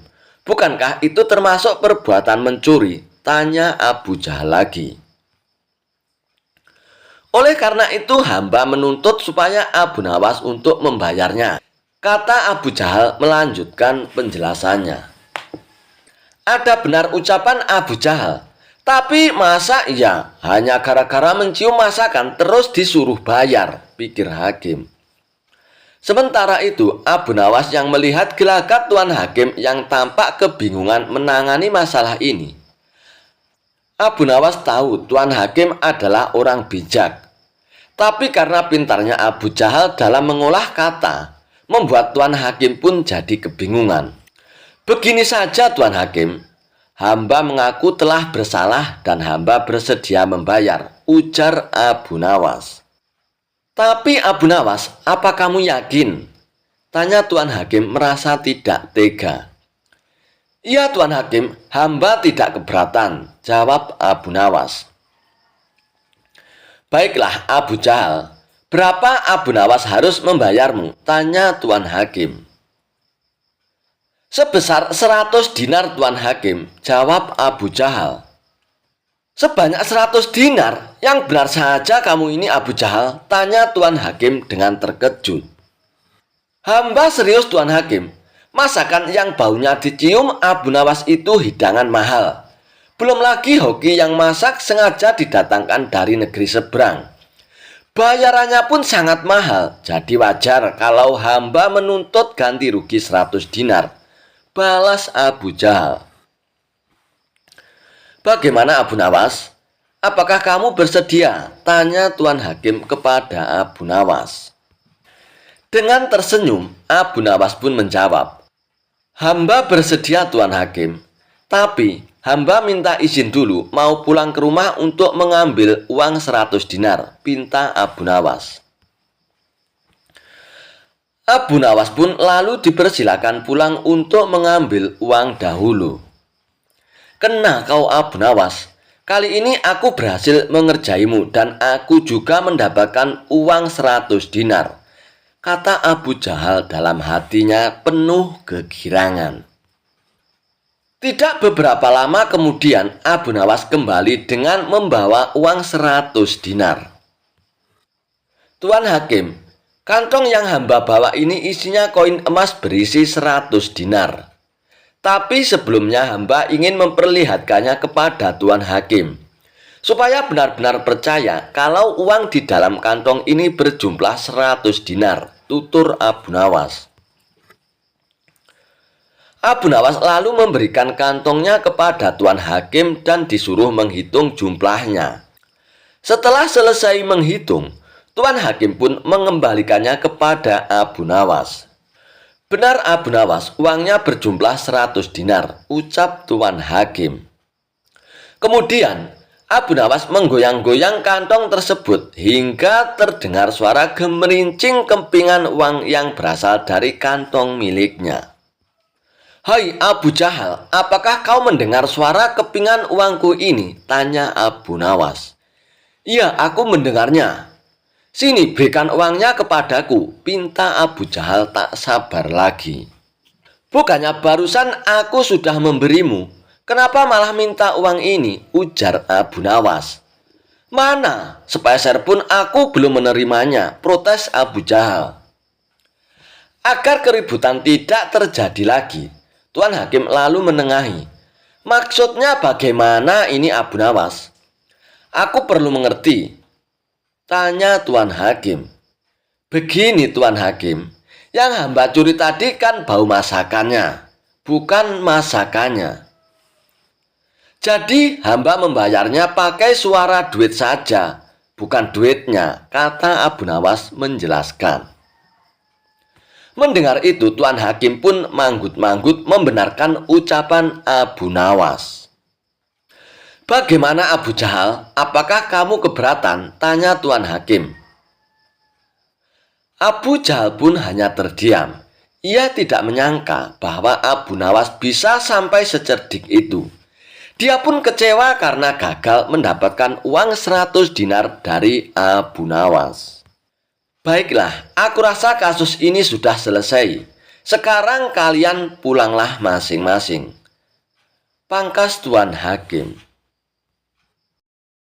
Kisah peramal terkenal yang apes saat meramal nasib Abu Nawas. Alkisah, di sebuah pasar kota Baghdad, ramai orang berkerumun di depan seorang peramal yang terkenal. Peramal itu mengenakan jubah penuh dengan simbol-simbol yang aneh, memakai sorban berlapis, dengan mata selalu mendelik ke langit, seolah bisa membaca takdir. Dia pun berkata di depan orang-orang dengan suara yang lantang, "Hai kalian semua, siapa yang ingin tahu masa depan?" Orang-orang pun ngantri. Ada yang ingin tahu soal rezeki, jodoh, hingga tentang tanggal percintaan. Semua pun dibuat kagum oleh sang peramal. Namun hari itu nasib apes menjumpai sang peramal. Dari kejauhan muncul sosok yang sudah sangat dikenal oleh rakyat kota Baghdad. Siapa lagi kalau bukan Abu Nawas? Sosok yang cerdik, nyeleneh, kocak, dan penuh dengan kejutan. Abu Nawas pun menghampiri sang peramal dan berkata, "Wahai Tuan peramal yang hebat, aku ingin tahu masa depanku Tuan." Mendengar itu, sang peramal pun menatap Abu Nawas dengan serius, seakan ia sedang meramal nasib Abu Nawas. Lalu ia pun berkata dengan suara yang agak berat, "Wahai Tuan, aku melihat awan gelap di masa depanmu Tuan. Kau akan kehilangan hartamu, dituduh mencuri dan dipenjara selama 3 tahun Tuan." Mendengar itu, orang-orang pun langsung heboh. Mereka merasa kasihan akan nasib Abu Nawas di masa depannya. Akan tetapi, Abu Nawas pun malah tersenyum dengan lebar. "Benarkah itu wahai Tuan peramal yang sakti? Bolehkah aku menguji ramalanmu sekarang juga Tuan?" Sang peramal pun mengangkat dagunya dan berkata dengan sombong, "Oh silakan saja Tuan, ramalanku tak pernah meleset." Abu Nawas pun mengangguk. Lalu ia pun mendekati peramal itu dan menepuk pundak sang peramal.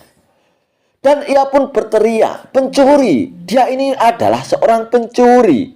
Dia telah mencuri dompetku." Mendengar itu, kerumunan pun langsung panik. Penjaga pasar pun datang dan memeriksa sang peramal. Dan benar saja, ada dompet Abu Nawas di saku sang peramal. Ternyata, saat menepuk pundak sang peramal, Abu Nawas menyelipkan dompetnya di saku sang peramal tanpa sepengetahuan sang peramal. Orang-orang pun berteriak, "Dia adalah benar-benar seorang pencuri." Peramal sombong itu pun langsung pucat. "Ini hanya jebakan, aku bukan pencuri." Abu Nawas pun berkata dengan tenang, "Wahai Tuan Peramal, tenang saja. Kau kan peramal yang hebat. Katanya, aku akan kehilangan harta dan akan dipenjara selama 3 tahun, Tuan. Dan sepertinya, ramalan Tuan ini sangat tepat sekali. Aku akan kehilangan hartaku. Namun sepertinya, kau yang akan mewakiliku di penjara selama 3 tahun, Tuan." Karena merasa tidak terima dengan ulah Abu Nawas, akhirnya peramal itu pun mengajak Abu Nawas untuk membawa permasalahan itu ke pengadilan. Sesampainya di pengadilan, peramal itu pun menceritakan pada hakim duduk permasalahannya bahwa ia telah dijebak oleh Abu Nawas. Mendengar penuturan sang peramal, hakim pun geleng-geleng kepala. Lalu ia pun berkata, "Wahai Abu Nawas, mengapa kau melakukan semua itu?" Abu Nawas pun menjawab, "Wahai Tuan Hakim, katanya dia ini adalah seorang peramal yang hebat dan mengetahui akan masa depan. Harusnya dia tahu dong kalau dia hari ini akan kena jebak. Tapi nyatanya, dia malah masuk perangkap sendiri, Tuan Hakim. Dia cuma penipu dan berkedok dengan sorban yang tebal." Mendengar itu, Tuan Hakim dan orang-orang pun tertawa terpingkal-pingkal. Dan akhirnya, sang peramal itu pun dihukum karena telah menipu banyak orang. Sementara, Abu Nawas pun beranjak pergi sambil berseru, "Jika mengaku peramal, tidak bisa meramal nasib sendiri, apalagi meramal nasib orang lain."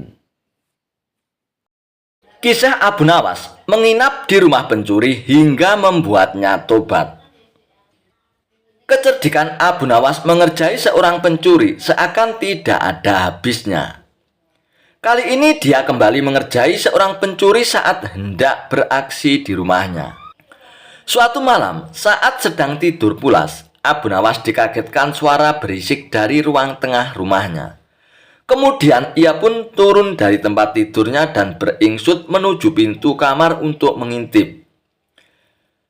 Dia pun mengintip melalui lubang kunci dan dilihatnya ada seorang pencuri sedang memasukkan barang-barang miliknya ke karung besar. Hampir semua barang-barang di ruang tengah rumahnya diambil tanpa tersisa sedikit pun. Setelah selesai dengan aksinya, sang pencuri pun memangkul karung besar yang berisi barang-barang curian itu ke atas bahunya, lalu kabur lewat jendela. Melihat hal itu, Abu Nawas sengaja membiarkannya. Ia tidak berteriak minta tolong ataupun menghardik si pencuri, karena ingin membuatnya kapok tanpa harus menggunakan kekerasan. Ketika si pencuri sudah berjalan keluar rumah dengan membawa barang-barang curian, diam-diam Abu Nawas mengikutinya dari belakang. Setelah menempuh perjalanan lumayan jauh, si pencuri terlihat kelelahan.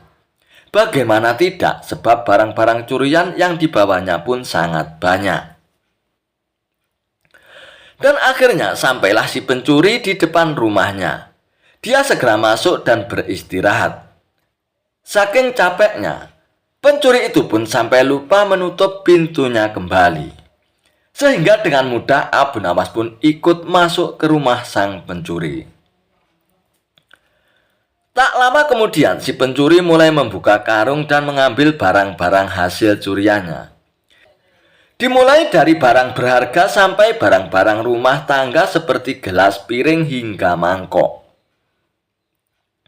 Si pencuri pun lalu meletakkan semua barang-barang tersebut sesuai dengan tempatnya, seolah baru pindahan rumah.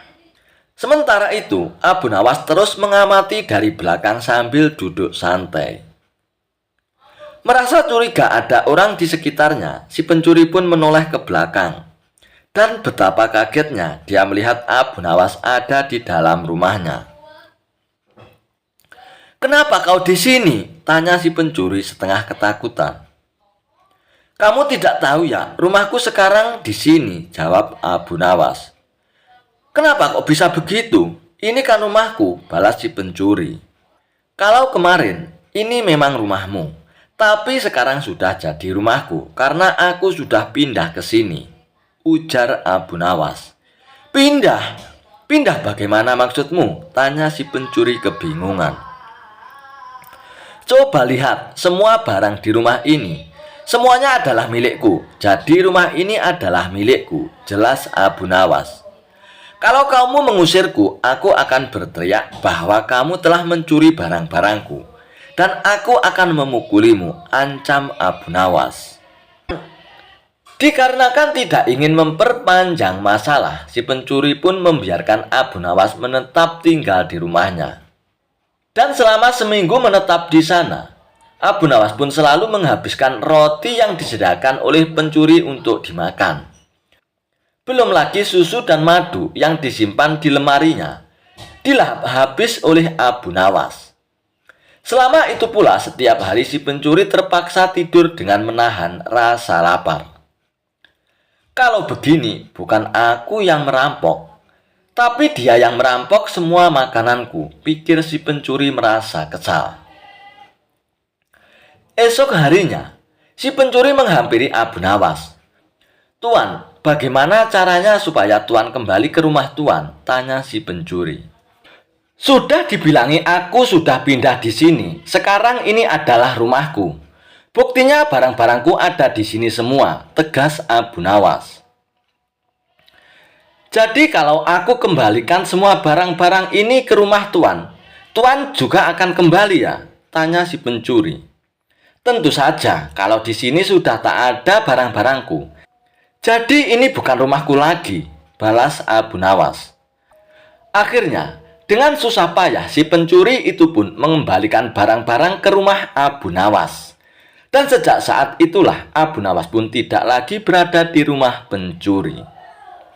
Si pencuri pun tobat dan kini menjadi lebih tenang. Ia tidak ingin lagi berurusan dengan Abu Nawas.